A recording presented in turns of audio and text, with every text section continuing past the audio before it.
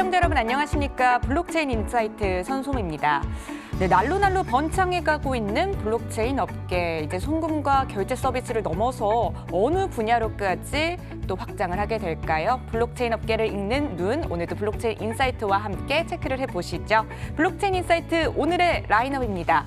먼저 코인 생존 토크 실무자 회의에서는 코인 시장 최전방 전문가들과 함께 시장의 핫 이슈를 살펴보고 보다 심층적으로 파헤쳐보는 시간을 갖도록 하겠습니다. 이어서 또 한 주간의 암호화폐의 흐름과 또 정확한 데이터를 기반으로 투자 방향을 제시해드리고 있는 순서죠. 주간 코인 동향입니다. 싱디케이터 김기성 매니저와 함께하도록 할게요.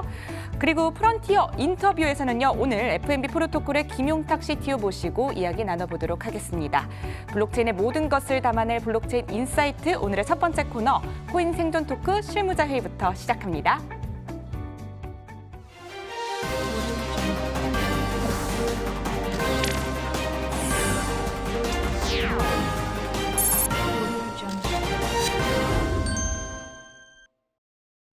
블록체인계의 지극히 개인적이고 편파적인 방송, 업계의 내밀한 속내를 시원하게 파헤쳐드리는 사심 토크 시간입니다. 코인 생존 토크 실무자 회의인데요. 오늘도 치열한 코인판 성봉에서 열일하고 계신 세 분 모셨습니다. 비트소닉의 신진욱 대표, 플랫타의 박승호 대표, 블록노드 커뮤니케이션즈 김덕무 매니저와 함께하도록 하겠습니다. 세 분 안녕하세요.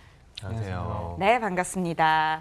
자, 그럼 실무자 회의 주간 회의록 오늘은 어떤 안건들이 올라와 있는지 화면을 통해 만나보도록 하겠습니다.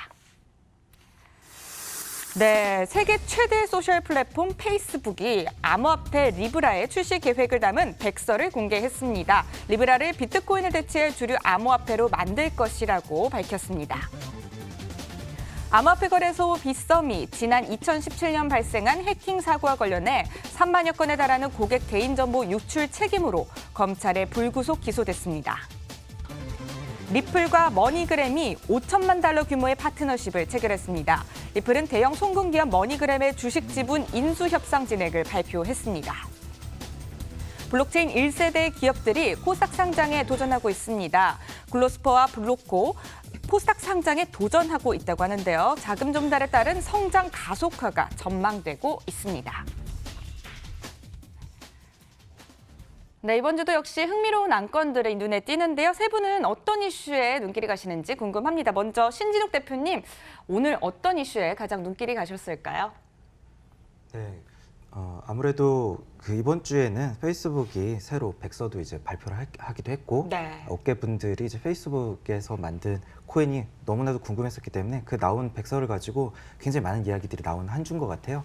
그래서 페이스북 코인에 대해서 이야기를 해보면 좋을 것 같고, 이제 페이스북의 코인도 이제 송금에 관련된 기능들이 이제 많이 화제가 되고 있는데, 리플이 기존에 워낙 강자였기 때문에 거기에 대해서 기대감들도 이제 많이 받고 있었고, 근데 그 과정 내에서 이걸 이제 얼마나 많이 사람들이 이제 쓰게 하느냐가 이제 관건이었는데, 기존에 큰 대형 송금 회사였던 이제 머니그램의 주식을 인수한다, 이런 부분에 대해서도 리플도 한번 검토를 저희가 한번 해보면 좋지 않을까 하는 생각입니다.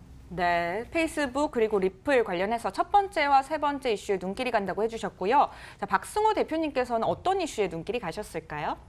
네, 역시나 뭐 페이스북에 관련된 오늘 리브라 토큰 코인에 관련된 뉴스가 가장 눈길이 가고요. 이거는 뭐 이번 주에 백서가 나왔기 때문에 어디서도 당연히 이게 이슈와 화제가 되는 건 당연하다고 생각이 들고요. 그리고 저는 프로젝트를 좀 하는 입장에서는 코스닥 상장에 관해서도 눈길이 갑니다. 그래서 코스닥 상장에 대해서 블록체인 업계가 진출할 수 있다면은 블록체인 업계의 발전과 그다음에 향후 기성기업 진영에 진입하기에 좀 더 용이해지지 않을까 하는 생각을 가지게 됩니다. 네, 페이스북 코인 그리고 코스닥 상장 이슈 관련해서 첫 번째와 네 번째 이슈에 눈길이 간다고 해주셨고요. 마지막으로는 오늘 또 처음 함께 해주신 김덕무 매니저께 여쭤볼게요. 어떤 이슈에 눈길이 가셨나요? 네, 아무래도 제일 실사용자가 많은 페이스북에 이제 리브라 코인 백서가 공개되었는데요. 이거에 대해서 한번 짚어가는 게 가장 핫한 이슈를 또 짚는 거라고 생각을 하고, 또 제가 좋아하는 회사가 이제 블록코라는 기업이 있어요. 네. 암호화폐나 이런 블록체인 업계에서 국내 한 4년 이상의 실사용 그런 어떤 업력을 갖고 있는데요. 그래서 이런 블록체인 1세대 기업이 코스닥에 상장한다면 후발 주자들이 좀 더 같이 갈 수 있는 선배로서의 역할을 해주지 않을까라고 생각을 하고 있습니다. 네. 박승호 대표님과 마찬가지로 첫 번째와 네 번째 이슈에 눈길이 간다고 해주셨네요. 오늘 세 분께서 공통적으로 한 가지 이슈를 또 꼽아주셨습니다. 그럼 세 분께서 픽해주신 안건을 공개하도록 하겠습니다. 페이스북 코인 리브라, 비트코인의 아성을 넘을 수 있을까요? 이 주제를 가지고 이야기를 나눠보도록 하겠습니다. 네, 코인 생존 토크 실무자 회의 오늘의 안건도 공개가 됐고요. 그럼 이제 질문을 좀 드려보도록 하겠습니다.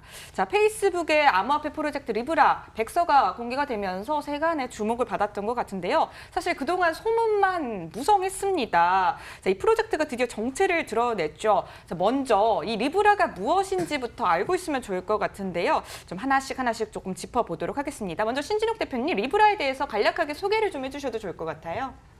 네, 이제 이번에 페이스북이 이제 발표한 리브라의 경우에는 네. 가장 큰 특징이 스테이블 코인이라는 점이에요.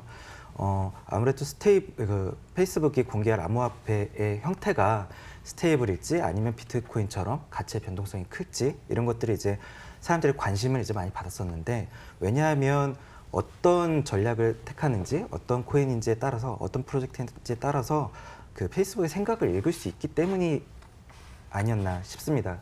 근데 이제 나온 결과를 보니 이제 스테이블 코인이고, 이제 스테이블 코인은 결국 가치의 변동성이 이제 적은 코인을 이제 이야기하다 보니까, 향후 그러면 가치의 변동성이 적다는 거는 송금을 한다든지 아까 초반에 언급드린 것처럼 리플처럼 송금에 이제 많이 활용이 될 거고, 결제에도 이제 많이 활용이 될 거죠.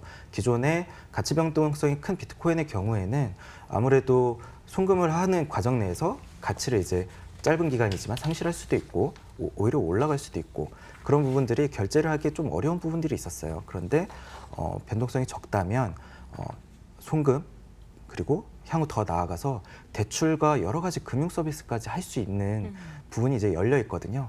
그러다 보니까 아무래도 이 스테이블 코인이라는 거에 이제 아무래도 많이 주목을 하는 것 같습니다. 근데 거기에다가 이제 하나 더 더해서, 기존에 이제 스테이블 코인이라고 하면 이제 테더라든지 트루USD, 트러스트 재단의 이제 트루USD 같은 경우에는 달러를 기반으로 이제 발행된 만큼 달러를 이제 저장하는 형태였는데, 이제 단순히 달러가 아니라 여러 가지 이제 단기적인 차익을 누릴 수 있는 여러 가지 채권들로 이제 구성을 하겠다. 뭘로 이제 구성을 할지는 모르겠으나, 과연 그렇게 되면 우리가 알고 있었던 스테이블 코인과는 또 다르지 않을까. 변동성이 적게 노력은 할 수 있어도 기존의 달러를 기반으로 한 패킹된 코인들과는 또 다른 모습이 또 나오지 않을까 하는 부분에 대해서도 많은 의구심을 갖고 사람들이 이제 관심을 많이 갖게 되는 포인트인 것 같습니다. 네, 두 가지를 또 짚어주셨는데요. 비트코인과는 다르게 가치의 변동성이 적은 스테이블 코인일 것이다. 그리고 하지만 또 달러를 기반으로 한 코인과는 다른 모습을 보일 것으로도 예상을 또 해주셨습니다. 자, 리브라 또 이외에도 여러 가지 강점들이 또 보도가 되고 있는데, 김덕무 매니저님께서 주목하고 계신 강점 어떤 게 있을까요? 네, 일단 페이스북은 전 세계 엄청나게 많은, 거의 가장 많은 사용자들이 사용하고 있는 SNS인데요. 이를 통해서 발견했던 유저 익스피리언스, UX들이 많을 거고, 이를 통해 어느 분야에 어떻게 사용되어야 될지를 스스로 되게 잘 안다고 생각을 하고 있습니다. 그래서 리브라 토큰이 나왔을 때 확실한 용처가 있을 거고, 백서를 보면은 이제 한 15억 명 이상의 이제 금융 활동을 못하는 사람들에게 금융 활동을 지원하겠다라는 모토로 이제 나오게 됐다고 해요. 그래서 기존 금융 기업들과의 협업, 그리고 기존에 갖고 있던 유저 익스피리언스, 그리고 블록체인 기술적으로 봤을 때는 뭐 POW나 이런 전력을 소비하는 방식이 아닌 노드들의 그런 그 비잔틴 장애 허용이라는 합의 알고리즘을 이용해서 좀 기존 비트코인 채굴 방식보다도 더 합리적이고 빠른, 그리고 보안성이 좋은 코인이 될 거라고 생각을 하고 있습니다. 네, 기존 금융기업들과의 협력, 그리고 또 채굴에 관련해서도 또 언급을 좀 해주셨는데, 자, 이 점도 한번 짚어봐야 될 것 같아요. 페이스북이 왜 암호화폐에 손을 대려고 하는 것일까요? 박승호 대표님 생각에는 페이스북의 진출 이유가 무엇이라고 생각하시나요? 우선은 이제 페이스북은 거의 90% 이상의 수익이 현재 광고 수익으로 지금 창출되고 있는데요. 근데 현재 지금 페이스북의 유저 수나 뭐 사용자량이 급격하게 증가하는 추세는 현재 아니고 어느 정도 이제 스테이하게 진행이 되고 있는데, 그리고 현재 페이스북이 광고 매출을 현재 더 이상 올리기가 좀 쉽지는 않습니다. 그래서 광고를 할 수 있는 기업들의 수를 늘리는 방법, 방법을 또 찾아낼 수 있는데 그 방법이 현재 그렇게 적절하게 진행되지는 않는 것 같고요. 그리고 국내에서도 그 커머스 기업들이 페이스북에 대해서 광고를 엄청 많이 하고 있어요. 근데 현재 지금 수년간 광고비가 매년 올라왔고 그래서 더 이상은 페이스북에 광고비를 올리면은 그 커머스 기업들이 버티기 어려운 현재 상황까지 마지노선까지 올라왔거든요. 그렇다면 이제 다른 이제 수익 창출 원을 선택을 해야 되고 그렇다면 기존 페이스북이나 이런 채널이 아닌 또 다른 거대한 거를 하나 장착을 해야 되는데 그 부분에 대해서 암호화폐라는 거에 한번 지금 기대감을 크게 걸어보는 게 아닌가 하고 생각을 하고 있습니다. 네, 광고의 새로운 수익 모델에 페이스북이 또 암호화폐 시장에 뛰어들게 된 이유를 또 갖지 않을까 이야기를 해주신 것 같아요. 또 이 점도 한번 여쭤볼게요. 어떤 문제를 그럼 페이스북이 암호화폐 시장에 또 진출을 하면서 또 해결을 할 수 있다고 생각하시나요, 신진욱 대표님? 이제 기존에 그러니까 비대면으로 네. 그 요즘에는 은행 계좌를 이제 개설을 하잖아요. 근데 은행 계좌가 없는 개발도상국에 많은 그 국민들이 있죠. 근데 페이스북 계정만 있다면 아마도 이게 해결이 어느 정도 될 거라고 이제 기대하는 부분들이 있을 것 같아요. 그런데 다만 갈 길은 조금 멀긴 할 것 같습니다. 왜냐하면 그 사람들이 은행 계좌를 못 만드는 이유가 있을 거거든요. 근데 페이스북 계정만 있다고 해서 이게 만들어지기는 아마도 어려울 거예요. 왜냐하면 결국엔 KYC를 해야 할 텐데 그 국가에 전산 시스템이 잘 돼 있고 그 KYC가 이루어질 수 있는 시스템이면 아무래도 은행에 찾아가서 하는 게 아니더라도 이미 그런 부분이 어느 정도 해결이 됐을 텐데 페이스북이 그런 문제까지 각 국가의 KYC, 그런 전산 시스템, 주민등록 시스템 이런 것들이 잘 되어 있을까? 그래서 실제로 페이스북 지금 월간 활성 유저가 24억 명이라 하는데 24억 명에게 페이스북이 발행한 그 코인의 계좌가 모두 열리는 것은 아닐 거기 때문에 그런 부분은 조금 뭐 좀 봐야 되지 않나 하는 부분은 좀 생각이 네. 듭니다. 은행 계좌를 갖지 못한 인구들에게는 또 새로운 길을 열어줄 수도 있을 것 같다는 생각이 드네요. 자, 이 점에 대해서도 한번 이야기를 나눠보면 좋을 것 같습니다. 페이스북의 리브라가 과연 암호화폐 대장주인 비트코인을 뛰어넘을 수 있을 것인가? 자, 이것도 한번 짚어보면 좋을 것 같은데요. 일각에선 이런 이야기도 있습니다. 기존 금융권을 대체할 수 있을 것이다. 또 블록체인이나 암호화폐가 아니라 또 여러 가지 또 측면에서 바라봐야 한다 등등 입장들이 있는데 김덕문 매니저님 생각에는 과연 기존 금융권을 리브라가 대체할 수 있다고 생각을 하시나요? 제 생각에는 대체라는 단어보다는 협업이라는 단어를 써야 될 것 같아요. 기존 은행권이 워낙 또 규모가 크기도 하고 또 기존 은행권이 없이는 리브라가 또 이루어질 수 없는 그런 리저브 시스템을 갖고 있기 때문에 파트너로서 혹은 경쟁사로서 협업을 통해서 리저브를 많이 늘려나갈수록 리브라 토큰도 많이 성장할 수 있다고 생각을 하고 있습니다. 그리고 블록체인이나 암호화폐가 아니다라는 의견에서는 노드를 갖고 있고 합의 알고리즘을 갖고 있고 이를 통해서 어떤 LIT라는 그 리브라 그 증권 토큰을 또 나눠줘가지고 보상까지 이렇게 만들어주기 때문에 저는 블록체인의 기본 요건은 다 갖췄다고 생각을 하고 있습니다. 블록체인의 기본 요건은 다 갖췄고 또 기존 금융권을 대체한다기보다는 협업이란 단어를 쓰는 게 조금 더 합당할 것이다. 이렇게 얘기를 해주신 것 같아요. 자, 루비니 교수가요. 또 최근에 페이스북 코인의 진정한 암호화폐는 아니다. 또 이런 발언을 했었거든요. 리브라에 대해서 좀 비판적인 시각들이 또 있기도 한 것 같아요. 박승호 대표님 생각에는 어떤 좀 비판적 의견들을 조금 더 수렴을 해서 생각을 해봐야 한다고 보시나요? 우선은 각국의 규제를 뛰어넘을 수 있을까는 저도 의문이고요. 근데 저는 리브라 코인을 좋아합니다. 네. 제 개인적으로는 그 문제점도 있을 수는 있겠지만은 우선은 암호화폐나 블록체인 기준으로 봤을 때는 반대 세력은 있을 수는 있어요. 근데 제가 봤을 때는 굉장히 보수적이고 안정적으로 진행하고 있다라는 생각이 들거든요. 기본적으로 스테이블 코인이려면은 예치금이 굉장히 중요한 점이라고 저는 생각하고 있는데 예치금의 기준을 두고 진행을 하고 있고 스테이블 코인은 그리고 이 블록체인을 구성하는 망에 대해서, 그러니까 노드에 대해서 현재는 어느 정도의 이제 페이스북이 통제할 수 있는 제한적인 그룹으로 진행을 하겠다라고 발표를 했는데 저는 이제 그렇게 진행하는 게 더 보수적이고 그 다음에 더 탄탄하게 진행할 수 있다고 생각하는 부분이 있거든요. 그래서 그런 부분에서는 좀 페이스북이 저는 잘 진행한다고 생각이 들고요. 다만 이 리브라라는 코인을 정말 송금이나 금융으로 쓰려면 각국의 규제를 뛰어넘어야 되는데 그걸 페이스북이 마치 본인들은 다 할 수 있다라고 주장하는 거는 굉장히 어려운 부분이라서 각 국가 어떻게 협업할지는 많이 고민을 해야 된다고 생각합니다. 네.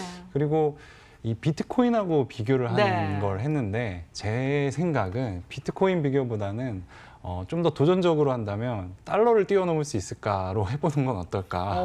네, 페이스북이 정말 지금 월간 사용자 수가 24억 명이라고 하는데 24억 명이면 엄청난 인구수거든요. 그 인구수가 리브라라는 코인을 스테이블하게 쓴다면 한번 달러랑도 경쟁해 볼 수 있지 않을까요? 네, 비트코인보다는 달러에 도전을 해보는 게 조금 더 큰 포부가 되지 않을까 또 이렇게 얘기를 해주신 것 같아요.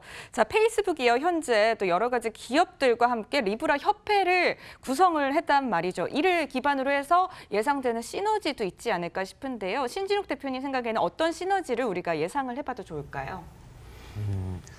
뭐 무엇보다 이 본질 자체가 네. 제가 재밌게 보는 부분은 여태까지 스테이블 코인들이 이제 테더는 발행량에 대해서 이게 정말 그 자산을 갖고 있는 게 맞냐, 발행량만큼 달러를 갖고 있는 게 맞냐가 계속 이슈가 되면서 가격이 이제 떨어지기도 하고 올라가기도 하고 해당 테더만큼 달러를 교환할 수 있음에도 불구하고 가격이 이제 1달러보다 이제 떨어지는 경우도 이제 많이 있었고 다른 스테이블 코인들도 이제 마찬가지예요.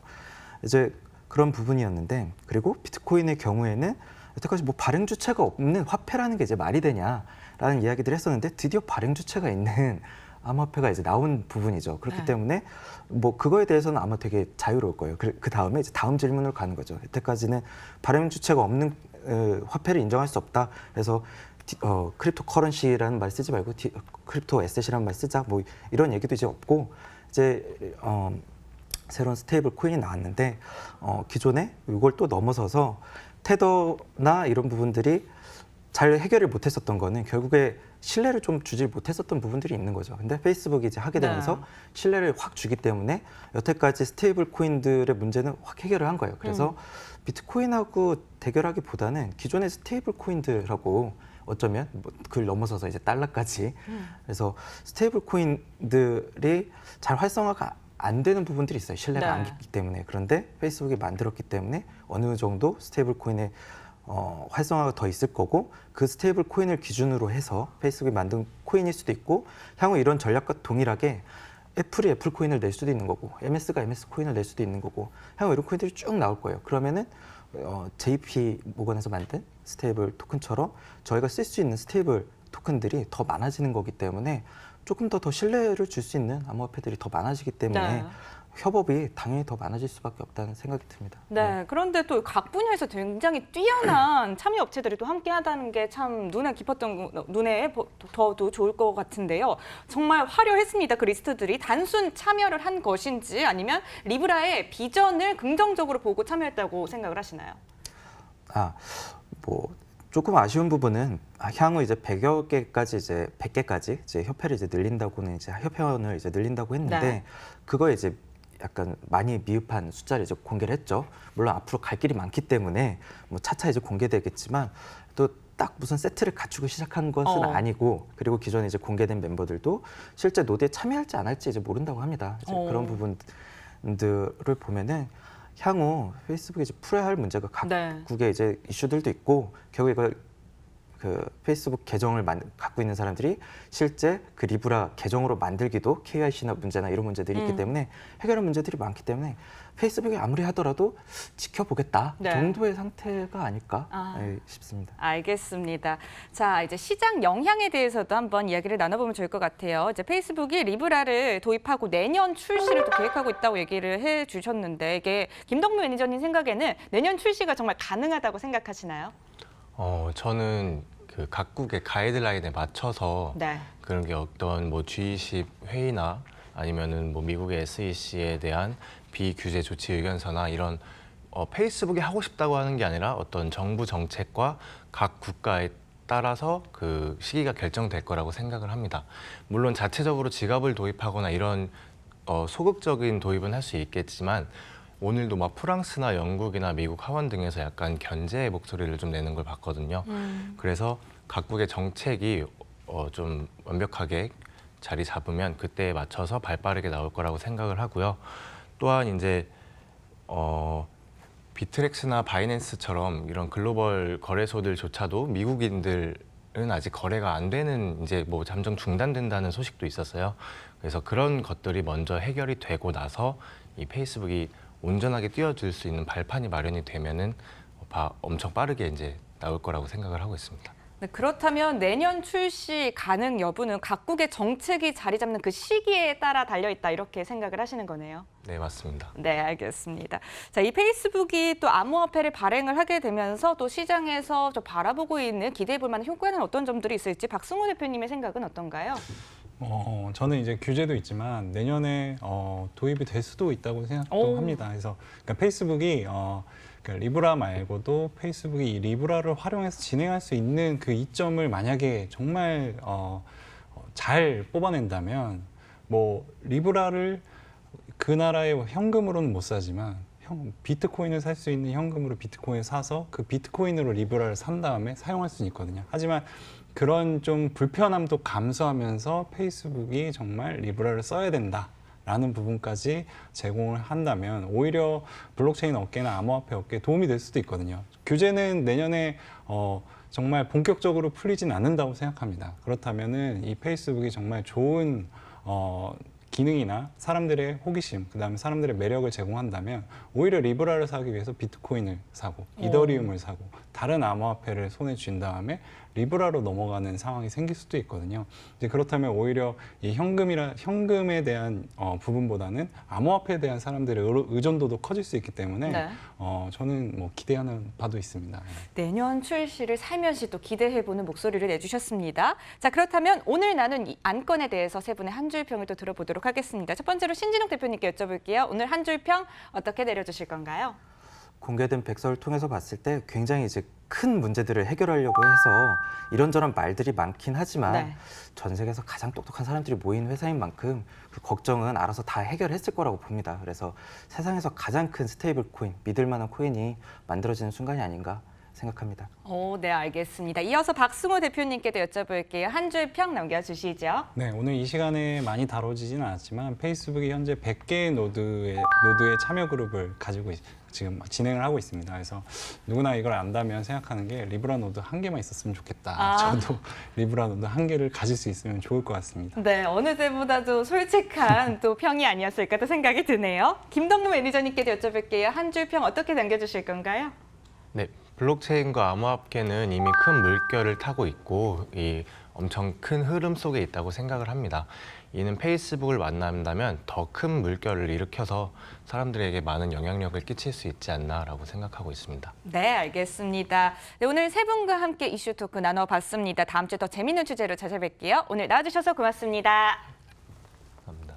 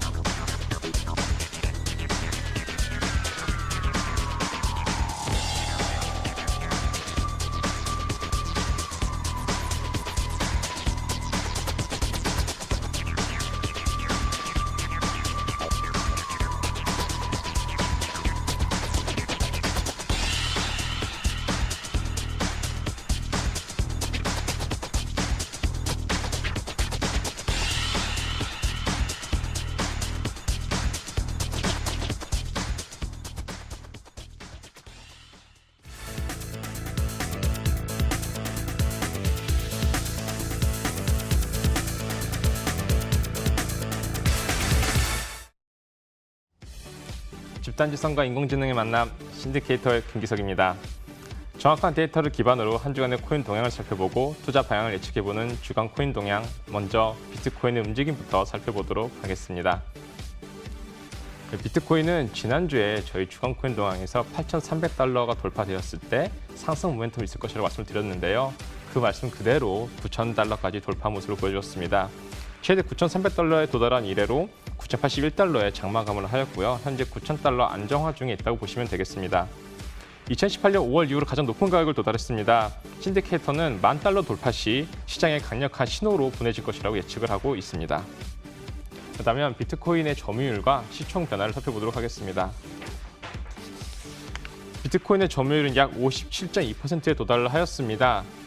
한 5주 동안 비트코인 점유율이 꾸준히 하락을 하다가 반등을 하기 시작했는데요. 그와 더불어서 시총은 전주보다 약 10% 정도 상승한 2,820억 달러로 장마감을 하였습니다. 비트코인의 도미넌스 상승과 시총의 상승은 결국 비트코인이 시장의 상승을 이끌었다고 볼 수가 있는데요. 그럼에도 불구하고 시총이 굉장히 높게 상승했다는 것은 알트코인들도 역시 반등의 효과가 있다는 것을 볼 수가 있습니다. 그러면 시총 상위 10개의 프로젝트를 살펴보도록 하겠습니다. 네, 시총 상위 10개의 프로젝트들은 라이트코인과 그리고 테더를 제외하고 모두 상승을 보였는데요. 라이트코인 같은 경우는 지난주 급등 이래로 아주 미세한 조정으로 온다고 보시는 게 맞을 것 같습니다. 6위부터 10위를 보시게 되면 가장 괄목할 만한 상승을 보인 것이 바로 8위에 랭크되어 있는 비트코인 SV인데요. 무려 18.2% 정도 상승을 하였습니다. 이 비트코인 SV 같은 경우는 현재 꾸준하게 미디어에 노출을 함으로써 상승을 이끌어가고 있는데요. 아시다시피 뉴스로 인한 상승은 언제나 투자에 유의하셔야 되기 때문에 비트코인 SV에 대해서는 여러분들이 끝까지 투자에 유의를 하셔야 되겠습니다.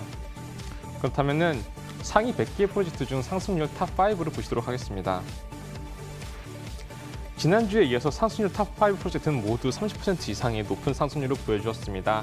앞서 말씀드린 대로 시총 같은 경우에 시총이 상승을 하면서 알트코인 상승한다고 말씀드렸었는데요. 특히나 그린 같은 경우는 75%에 육박하였고 5개의 프로젝트 중 가장 상승률이 낮은 바이텀 같은 경우도 35%에 도달하였습니다. 그렇다면 가장 높은 상승을 보여주었던 그린 코인에 대해서 살펴보도록 하겠습니다. 그린 코인은 약 74.5% 상승을 했는데요. 현재 개당 약 5.49달러의 거래가 되고 있습니다. 문제는 특별한 뉴스 없이 상승이 왔다는 부분인데요. 역시나 투자에 유의하셔야 됩니다. 다만 지금 업계 쪽에서는 바이낸스가 미국인들의 어떤 거래를 금지하는 뉴스가 나온 이래로 약간 다크코인들의 상승이 있지 않는가라고 분석은 하고 있습니다만 정확한 소스는 아닌 것으로 확인되고 있습니다. 다음으로는 하락률 탑5를 보시도록 하겠습니다. 하락률 탑5는 모두 두 자릿수 이상의 손실을 보여주었는데요. 그중에서 가장 높은 손실을 보여준 것은 맥시마인 코인입니다. 이 5개의 프로젝트 모두 높은 하락을 보여줬지만 이 5개 프로젝트 중에서 유일하게 세 번째에 랭크되어 있는 메이드 CF 코인 같은 경우는 5월달 이래로 단 한 번도 쉬지 않고 계속해서 하락하고 있는 모습입니다. 그런 지난주 가장 최악의 실적을 기록한 맥시마인 코인을 살펴보도록 하겠습니다. 맥시마인 코인은 지난주 24.33% 하락을 하였고 현재 약 0.0338달러 정도에서 거래가 되고 있는데요.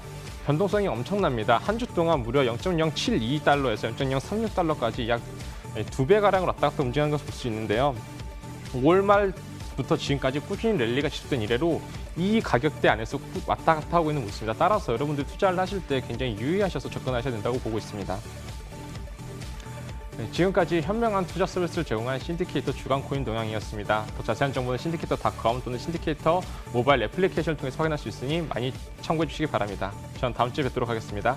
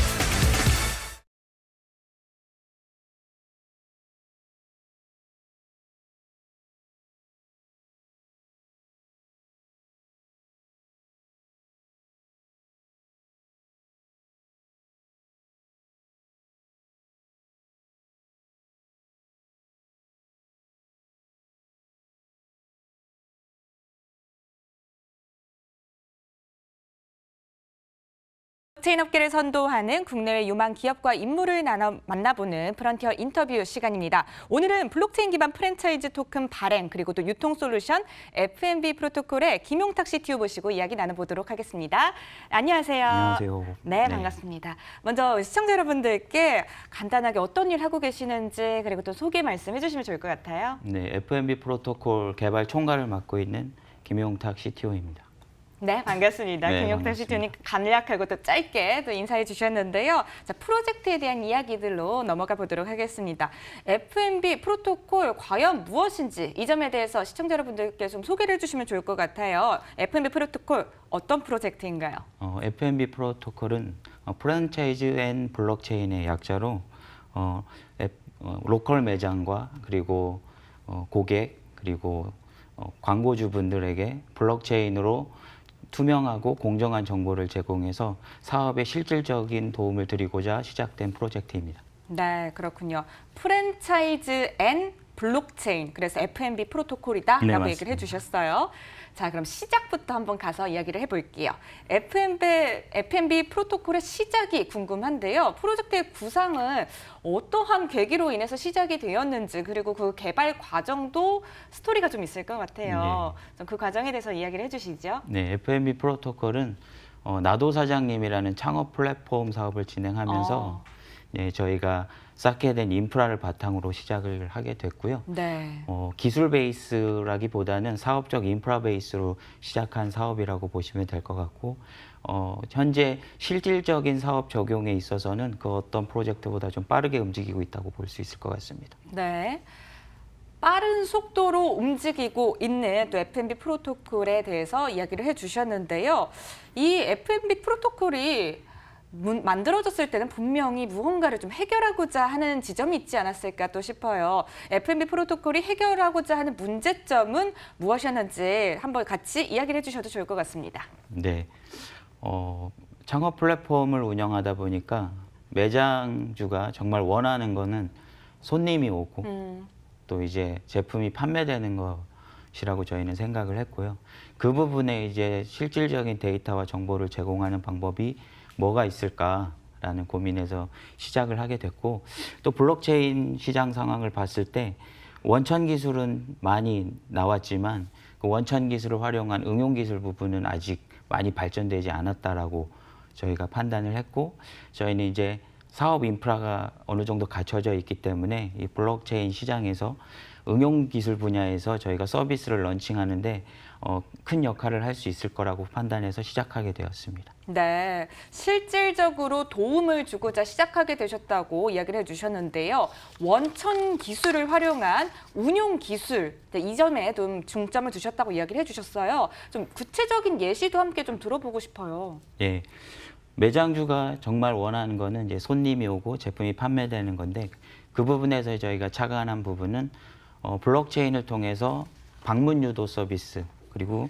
제품 구매 유도 서비스를 저희가 제공을 한다면 매장주들이 정말 원하는 광고, 자기가 집행한 비용에 맞게끔 효과를 가져갈 수 있겠다라고 생각을 하게 됐고요.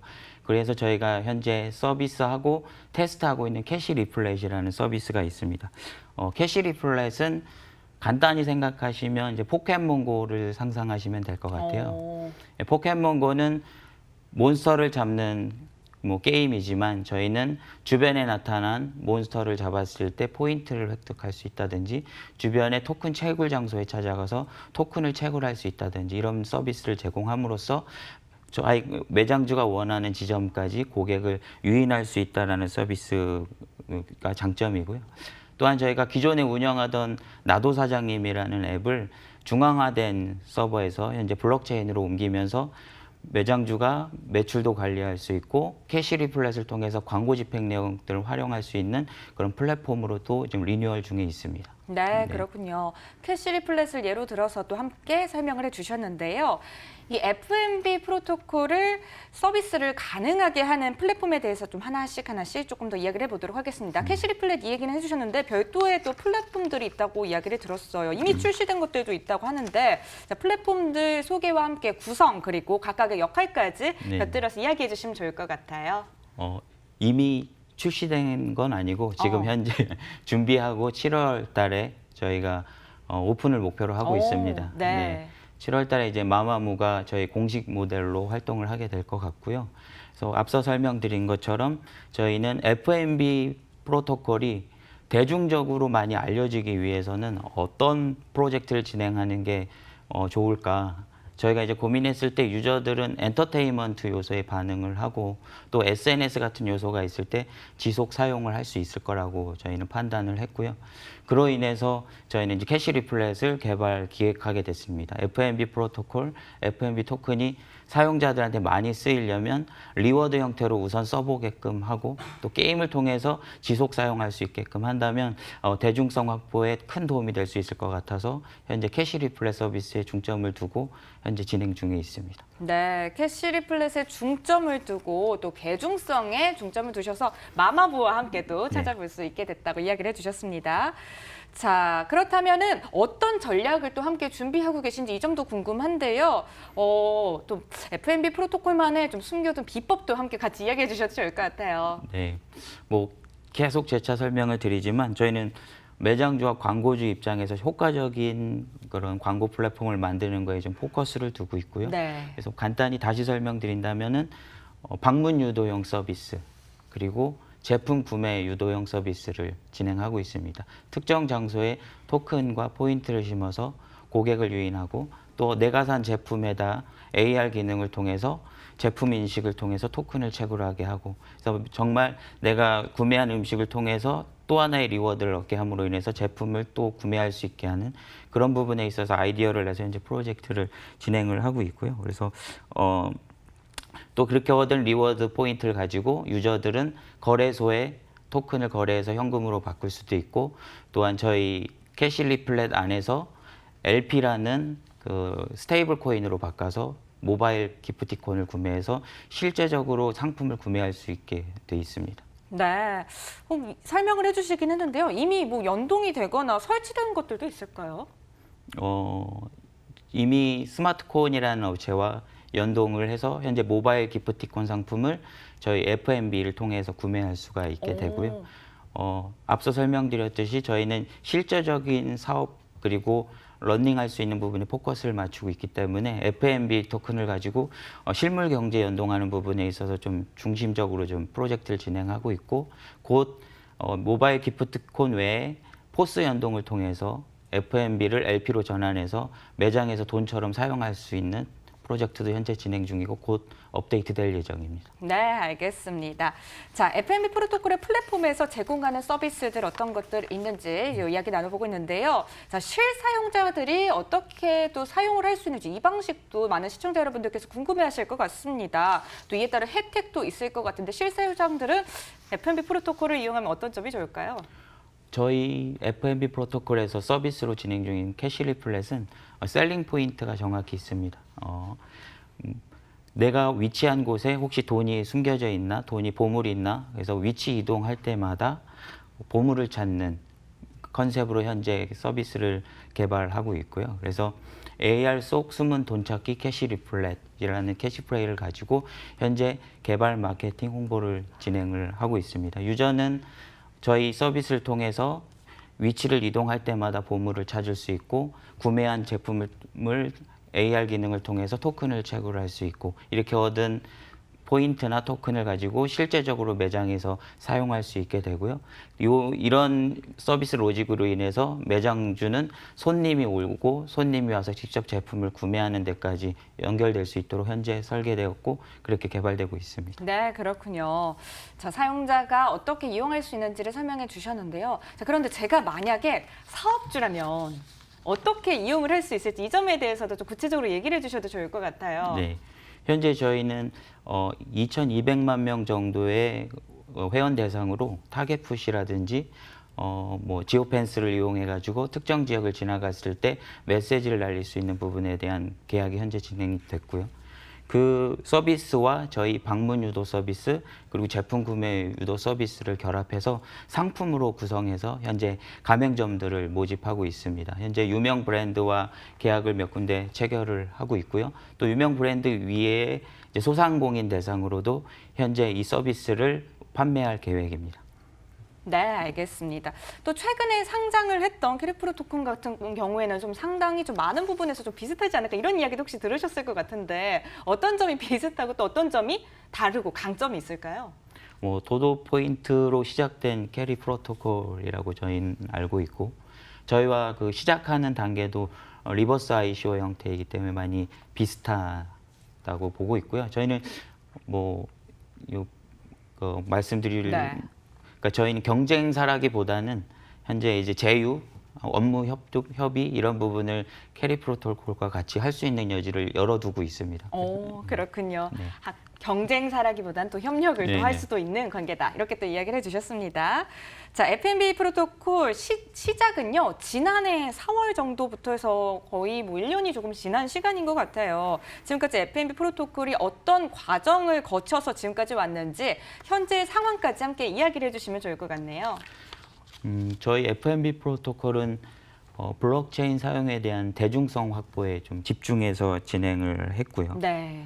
그래서 그러다 보니까 정말 실제 유저들이 사용할 수 있는 넌 크립토 유저까지도 포함할 수 있는 프로젝트로 저희는 현재 진행을 하고 있고 실제 예로 저희 리워드를 통해서 토큰을 얻으신 분이 홀더까지 되신 투자도까지 하셔서 뭐 수익을 보신 경우도 있는 것처럼 이런 경우가 저희 FNB만이 아니라 블록체인 쪽 사업을 하시는 코인 쪽 사업을 하시는 분들이 대중성 확보에는 많이 고민을 하고 계신 것 같아요. 그래서 저희는 저희가 만들어 놓은 이 생태계 안에 저희 FNB뿐만이 아니라 다른 토큰도 에어드랍 이벤트, 뭐 결제 플랫폼 사용 부분을 지원을 해서 같이 대중성 확보하는 그런 생태계를 만들어가는 데 좀 집중을 하고 있었습니다. 네, 그렇군요. 블록체인을 통한 대중성에 집중해서 지금까지 오셨다고 얘기를 해주셨는데 혹시 그럼 그 과정 중에서 어려움은 없었을까요? 어려움 많았죠. 네.